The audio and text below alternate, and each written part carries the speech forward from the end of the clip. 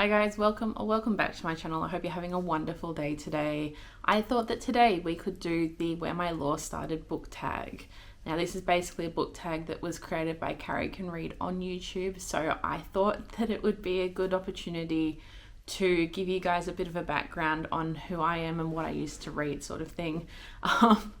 As much as it might be a little bit embarrassing, we'll see how we go, but I'm really excited to get into this and to answer some of these questions for you. So without further ado, let's get into the questions. So question number 1 is, what is the first book you remember reading by yourself? Now I don't have a fantastic memory of myself at that young, but there are quite a few standout books that I remember reading by myself. The first one I think was read to me by my mum, and I used to open up the book and try and read it myself. And I remember I could read it myself at a certain point, which was The Late Dark Deep of the Night. I remember that book very vividly because my mum still has it, and it was one of those books that I sort of kept going back to reread, and it was mum's favourite as well, so gave me some incentive to read it. I also remember I used to read a lot of dog books. So Spot the Dog, Harry McClary, Clifford the Big Red Dog. They were probably 3 of my favourite books that I used to read.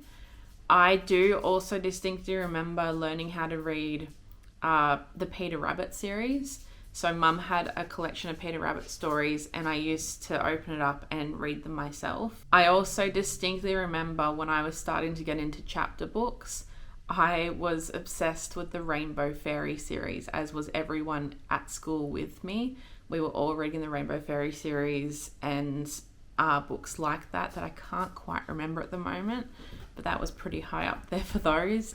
That's basically all I can remember at the moment, but I'm sure there's other ones that I'm forgetting. So question number 2 is, what character did you most identify with in elementary school? For us in Australia, that's primary school. So in primary school, I didn't really identify with a set character. I was a horse girl, obsessed with horses, but couldn't get my own horse. So I used to identify with the girls in books that couldn't have a horse for whatever reason, or couldn't afford a horse or whatever, and they got the opportunity to spend time with horses, or they hid it from their parents and went and rode horses and stuff like that. At that age, I was identifying with more real sort of characters. I wasn't really reading a heap of magic characters that I identified with. I just wished that they were me. But yeah, those were definitely the ones that I think matched me more. What can I say? I had simple desires when I was younger, I guess. So question number 3 is, what was your primary school comfort book? Now, I remember a lot in primary school because we had the Scholastic book fairs. I used to love books by Scholastic, so most of the books I read were by them. I remember distinctly being obsessed with the Geronimo Stilton series. I think there's like 50, probably over 50 books in that series, and it was just I can't remember fully. I think it was just a businessman mouse, and he got into these adventures whether he wanted to or not. I really enjoyed them. I couldn't tell you a thing about them now. There's a mouse, that's it. They had cheese on the cover of all the covers. But yeah, no, I really enjoyed those books. Also, Into the Land of the Unicorns. I reread that book so many times. That was one of the books that I have a distinct memory of going into the bookstore and mum told me to choose a book, and I grabbed that one. I was so excited to bring it home, and I loved that book so much for so long. I kept rereading it over and over again. Even if I didn't read the whole book, I'd read a couple of chapters and then go back and read a couple of chapters again. It's just, I don't know, it was a comfort book, and it was the first book I really owned that had unicorns in it. Even though I read a lot of books with horses, that was the first sort of unicorn one I had, and I was obsessed. If I'm thinking about more books, the Key to Rondeau series by Emily Rodder, that was up there. That was one of the books, I think the biggest book when I started to read bigger chapter books. That was the biggest book I'd read by far at that point. So I think it's The Key to Rondeau, The Wizard for Rondo and The Battle for Rondo. Those were my obsession. They were sort of giving Narnia, because I was at the time reading the first 3 books in the Narnia series. Never quite got past the Lion, the Witch and the Wardrobe, but I used to repeat read The Magician's Nephew, because I really liked the idea of I think it was the green ring and the yellow ring, doing like one takes you there and one brings you back. So I liked that one a lot, and I kept rereading it. But the Key to Rondo series was giving me that sort of energy, so I really enjoyed that one as well. I also distinctly remember a mermaid series. I think it was called Ingo, and then one of them was called The Crossing of Ingo. I enjoyed those books. I actually reread them a lot, and they were definitely a comfort book. Like, I'd go and sit in my cupboard and read so that no one could find me. I would get through those books. Let me think of other ones. I remember a lot of horse-related books. So The Quicksand Pony, Magic Pony, My Magical Pony, all the Pony Pals books. We used to love them in primary school, me and my friends. So all the Pony Pals books, we would collect them, and they'd be like a group read that we would read together. So that was sort of a comfort read for us. I also used to love the Silver Brumby series, and I actually have, I had, and I still do have, the full collection of the Silver Brumby series. And I remember just working my way through it, and if I put it down for a while, I'd restart and I'd work my way back through all the stories, and I really enjoyed that. That was probably one of my favorite books, and I still have it there, and I really want to grab that again soon. But out of all the books, my most comfort book that I used to carry everywhere with me, and I would go back and reference, and I memorized every page, was my Encyclopedia of Horses. It's probably out of date now, but I really, really loved that book. It was giving me everything I wanted. Someone would ask me a question, and I go, wait a second, I'll run in and grab my book out of my bedroom, and I go in and grab it, and I bring it out and show them, see here, this is what it says. I used to love that book. I used to sit there for so long, just going over all the pages, memorizing all the facts about the different parts of the horse and the different breeds, and that was definitely my comfort book. I think that's all I can think of currently. Yeah, I'm sure there's other ones again that I'm forgetting, but at the moment that's all I can really remember. The next question is, where or what was your safe space as a kid? And as much as this is going to sound like everyone else's answer probably, my safe space as a kid was definitely in books. I used to I just mentioned that I used to put myself in the wardrobe and close the door so no one could find me, and I would just sit in there and read. I used to get so lost in books that I would zone out of what was happening around me, and quite often I would either be sitting there reading, get hit in the head with a ball, or I would just be trying to get out of house chores by sitting with a book, and I wouldn't hear anyone around me. I don't know, I've always found an escape in books, and it's not that my life was hard outside of books, it's just that I had a lot of health condition sort of stuff that was happening, and so I used to escape into fantastical books that would take me away from the real world sort of things. So any book with magic I was so interested in that would take me away to a safer place and help me with that sort of thing. So yeah, definitely books. Books were definitely my safe place as a kid. The next question is, how has your taste in books changed since childhood?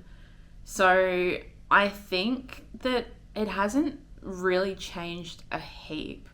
I still read fantasy books and books with magic in it. I used to read wholesome magic books though. They always had happy endings, or they never really had any high stakes or anything going wrong. I just wanted a peaceful sort of story that made me happy, that I could reread and reread over and over again. I think that transformed into high stakes fantasy. So I like fantasy that has danger now, and I like something to go wrong and they have to problem solve it to get out of it, but going so wrong that you don't know how they're going to get out of it. I want the angst, and I want the danger. Whereas as a kid, I didn't want that danger. I wanted cozy fantasy. I wanted things that would make me happy and warm and fuzzy inside. And now I guess I just want to be in pain. I don't know. I like sad books. I like books that really rip your heart out. So as far as the genre goes, I haven't really strayed very far. I am trying to expand my genre now so that I read more than just fantasy. So I'm hoping to get into horror and maybe some thriller books, and maybe I'm dabbling a little bit in romance at the moment. So I want to expand it. But yeah, I'm very much the same place I was at when I was a kid, just maybe a little bit more violent than it used to be. Question number 6 is, did you feel inspired to read by your school? And if yes, how did your upbringing encourage reading? So my school was very, very good at trying to get kids to read from a very young age, because we had pre-kindy at my school before you got into kindergarten, and they actually started us reading in pre-kindy to try and get us ahead. And I remember in kindergarten, I used to bring home 2 reading books in my homework folder because one wasn't enough. And oftentimes I would try and sneak in a 3rd to try and get more in my homework folder. But yeah, ultimately they were really encouraging. I think we had, there was this box that Carrie sort of brought up that she had in the USA. And I recognized that, but we had a slightly newer version. So we had the SRA box, but it was like green on the outside. I might find a picture and put it up beside me. It was green on the outside, and it had like the books in it, and you had cards that when you finished the book, you answered the questions about the book. I really thought that helped a lot of the kids in my year group, but it did help me a lot because I was really excited to get the card and answer the questions, I remember. We also had the scholastic book fairs, and I remember the librarian used to put aside books that she thought that I would like, so no one else grabbed them before I could get there. So that was really cool. I really loved that librarian. She was probably my favorite out of all the librarians I'd had. But she used to take special care to make sure that I could sit there and read in the shelves all the scholastic books, and then I'd go home with a brochure full for Mum and say, Mum, I need to buy all these. I remember that pretty vividly. I used to love the book fair. But also, one of my key memories in primary school is our school used to advocate a lot the MS Readathon. So that's basically, don't know whether it's just Australia or not, but it like raises money for multiple sclerosis, which is a very common medical disorder that I don't feel like I should define, but if you want to like look it up, multiple sclerosis, and find out what it is. But we used to fundraise with that, and it was basically you would pledge how many books that you would read, and I would go door knocking and getting donations from neighbours and teachers as well, and they would pledge money for me to read that many books. And I used to get prizes if you hit a certain threshold of how many books you read, and you'd have to write down the book you read, how long it took you to read, and when you read it, and then you would have like a whole list of them. I think I did that 3 years in a row. I really enjoyed that because it was like a challenge, and the teachers were really all here for it. And I honestly think I might have been the only one in my year group that took it seriously. I think everyone else sort of just did it the first year and went, oh no, I didn't get the goals, I'll just move on. But yeah, my teachers were really, really advocating for me to do it, and really happy and supportive. So yeah, that was like something that I wish that I had the ability to do now. The only reason that I don't think I have the ability to do it now is because I don't have enough people that would be able to pledge enough money to fundraise, and I'd rather it goes to the children. Like I definitely advocate for my nieces and nephew to do that when they're growing up, because that was really, really cool experience. And yeah, I really loved it. The next question is, what book have you wanted to return to lately? I really, really want to return to the Silver Brumby series. I have that itch that I really want to grab it, but I've got other things I should read first, so I haven't. Like I said, I have the collection of all the Silver Brumby stories. I don't know whether anyone else in any other country knows of this book, but this is like a really popular Australian story about a Brumby who was born, and it's sort of his adventures as he survives hunters, and then he has his own herd, and he has his own child, and then we follow that child, and it's just, I don't know, it's a really wholesome story, and I really love it, but I want to know whether I still love it just as much. I'm sure I will. I really want to return to the Shadowhunter series. I didn't read that when I was younger. I sort of started reading that in high school, but I really want to return to like the Infernal Devices and the Mortal Instruments and the Dark Artificers. I think that would be good to go back and see if they still hit as hard as they did back then. But yeah, like I just really want to reread those ones. So question 8 is your favorite or formative YA series? And I think the biggest one was obviously the Mortal Instruments for me, the Shadowhunters. And also right alongside that, the Fallen series. I was really, really into the Fallen series. The Hunger Games, Divergent, and definitely Twilight. I think me and my mum were reading Twilight at the same time, if I'm being honest. So yeah, they were definitely like highlighted, formative, like influential YA series that I read at that age. Okay, sorry, I had to charge the battery for the camera. So the next question is a book you had to read in school but you loved.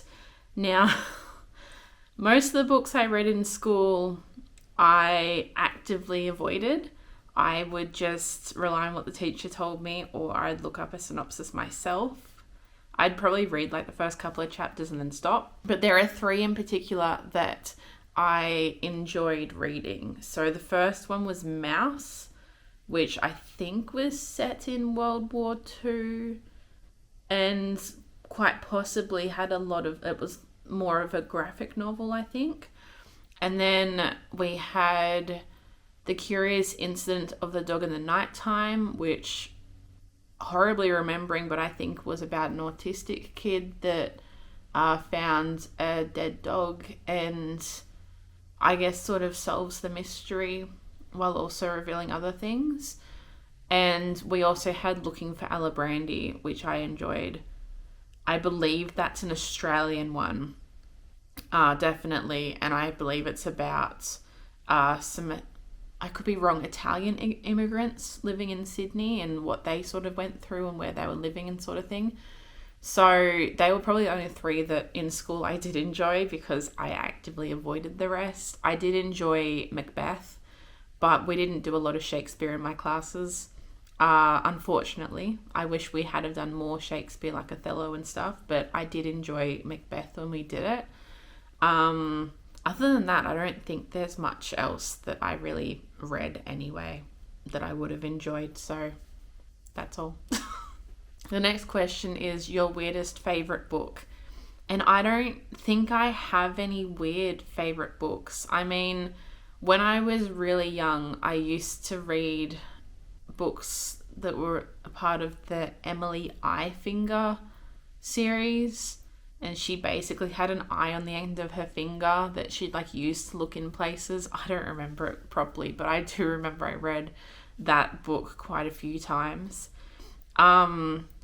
Maybe the weirdest book, as in for the age that I read it, I got second hand, and I think it was Spud or something, and it was based on a blue heeler dog who got impregnated by a wild dingo, I think, and had puppies. I don't know. It was weird for the age that I read it, but yeah, I don't think I have any out there weird favorite books. I'm pretty mainstream, I feel, when it comes to my favorites. So yeah, that's probably all. So the next question is, if your 13-year-old self could live in a fictional world, which would it be, and is it different from the world you would choose now? I think when I was 13 years old, like everyone, I wanted to be a part of the wizarding world. I just wanted someone to come to me and say, "You're a witch, Jacinta." I think that would have been good at that age. I also remember distinctly wanting to be a shadow hunter. Not necessarily to be in too much danger, but I wanted to be able to have those runes and have those powers and be in that world and fight demons and all of that. That was like an ideal world for me to go into at 13. Other than that, I don't think there's any others that I wanted to actively be in. I will say a lot of it is not what I would do now. A lot of it, I know that I wouldn't be able to survive most of the worlds I read about, including the Shadowhunters world and quite possibly the Wizarding world. So I think I'd rather be in a world like Emily Wilde, where there's magical elements and you know there's magic out there, but you're not necessarily in constant danger, and there's no wars that are affecting you other than your typical like human wars, obviously. But I think I'd rather be in a cozy sort of world like that where magic exists, but I don't necessarily have to be involved. You know, I can be involved, but I'm not necessarily in danger the whole time. So yeah, I think I'd probably prefer that now. I'm more realistic with my goals, I think, at this age. So the last question is there a newly released book you wish you had when you were younger? I don't think there's any books that I read now or has been released now that I wish I had when I was younger. It's more that if I put it into the perspective of representation in books, I wish I had more disability representation in books. So when I was younger, growing up with a disability, we didn't have it mentioned in books, at least not ones that I read or had access to. If it was mentioned, it was a forgettable side character, or it was just like mentioned a little bit offhand and then it wouldn't be incorporated in the story. I love that now we have main characters with disabilities and they're living their lives normally. Like it's not overwhelming their lives, or if it is, that's their normal and it's portrayed really well. And I think that if I had that when I was younger, I wouldn't have felt so alone. I wouldn't have felt so out of place. And I think I would have been included more. And even just to have those books when I was younger and to share them with friends and have the people close to me in my friendships understand those things and read those things and act as if it was the normal. Because I did, unfortunately, lose a lot of friends due to their naivety. And it wasn't that they were like outrageously not getting it. It was that they didn't understand, so they sort of just melted away. And I think that if we had more representation when we were younger, it wouldn't have been like that. Less comments would have been made about disabled people, less fear around it even. And I honestly think that having that representation now, when I've got 2 nieces and a nephew growing up in it, I think that's going to be really beneficial for them in the future. So not just growing up around me, who's in a wheelchair half the time, but also growing up with that being a commonplace thing in books that they're reading. I think that's something that I really love that we have now that we didn't have before.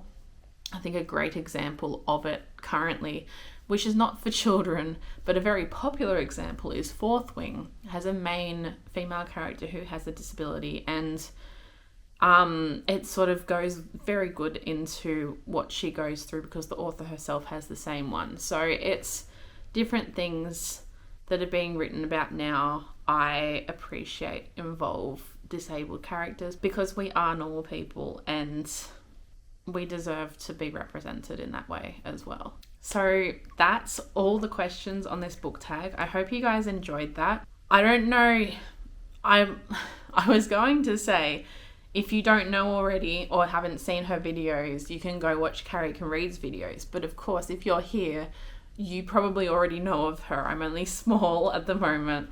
So by all means go and watch her video, but watch other people's videos on this book tag. I think it's a really great way to learn what other people read, and I've been really enjoying watching those videos from people and just seeing their different upbringings, like from different countries even, with books, and different generations with books. I think that's really, really nice to find out about. So I hope you enjoyed this video. If you did, please feel free to watch my other videos and maybe like a couple and subscribe. It would be much appreciated. I really enjoy making these videos and talking about books with you guys, and it's just honestly a dream to be sitting here doing this at the moment. So I'll see you guys in the next video, but until then, have a wonderful rest of your week. Bye.